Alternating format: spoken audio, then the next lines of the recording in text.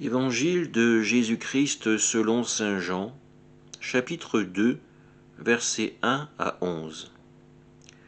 En ce temps-là, il y eut un mariage à Cana de Galilée. La mère de Jésus était là. Jésus aussi avait été invité au mariage avec ses disciples. Or, on manqua de vin. La mère de Jésus lui dit : « Ils n'ont pas de vin. » Jésus lui répond : « Femme, que me veux-tu ? Mon heure n'est pas encore venue. » Sa mère dit à ceux qui servaient : « Tout ce qu'il vous dira, faites-le. » Or il y avait là 6 jarres de pierre pour les purifications rituelles des Juifs. Chacune contenait 2 à 3 mesures, c'est-à-dire environ 100 litres.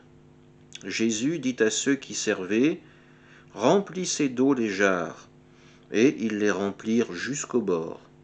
Et il leur dit : « Maintenant puisez et portez-en au maître du repas. » Ils lui en portèrent, et celui-ci goûta l'eau changée en vin. Il ne savait pas d'où venait ce vin, mais ceux qui servaient le savaient bien, eux qui avaient puisé l'eau. Alors le maître du repas appelle le marié et lui dit : « Tout le monde sert le bon vin en premier, et lorsque les gens ont bien bu, on apporte le moins bon. Mais toi, tu as gardé le bon vin jusqu'à maintenant. » Tel fut le commencement des signes que Jésus accomplit. C'était à Jésus de Galilée, il manifesta sa gloire, et ses disciples crurent en lui. Acclamons la parole de Dieu. Nous nous retrouvons dans ce fameux passage des noces de Cana. Jésus, sa mère, ses disciples sont invités à participer à un repas de noces. Or voilà que le vin vient à manquer. Marie le constate et, sûrement soucieuse pour les nouveaux mariés, place cette phrase auprès de son fils : « Ils n'ont pas de vin ». Une supplique silencieuse peut-être pour l'inviter à agir, l'inviter aussi à se manifester. Jésus, dans un premier temps, semble rabrouer sa mère, mais la suite, nous le voyons, ne fait qu'exaucer sa prière. Nous pouvons rendre grâce aussi pour ces serviteurs qui vont puiser ces centaines de litres d'eau et qui vont, dans un geste de confiance, d'obéissance, présenter cette eau changée en vin au maître du repas.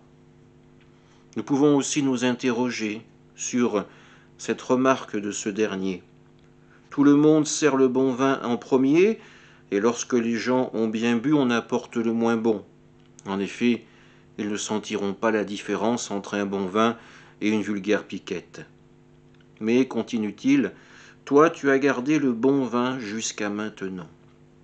Jésus aussi a été ce vin mis en réserve par Dieu, afin qu'une fois que notre cœur ait été débroussaillé par les prophètes, par tous les signes qu'il nous a donnés, il soit capable d'apprécier ce vin divin, donné par le Seigneur pour notre salut à travers son Fils. Ce Fils qui nous donne son corps et son sang, le pain et le vin du royaume de Dieu. Aujourd'hui, nous célébrons Notre-Dame de Lourdes, mais nous pouvons aussi avoir une pensée pour tous ceux et celles qui demandent à l'Église le sacrement du mariage. L'année 2020 a été compliquée. De nombreuses unions ont dû être reportées. Cette année encore, des dates sont à trouver, des lieux pour vivre la célébration, des salles pour se retrouver si les conditions le permettent. Mais avant tout, le mariage, c'est la rencontre avec le Seigneur. C'est confier ce couple à sa bénédiction, à sa bienveillance, à son amour. Alors prions pour tous les couples mariés, tous ceux qui sont en chemin, afin qu'ils découvrent qu'ils ne sont pas seuls, mais aimés de Dieu. Amen.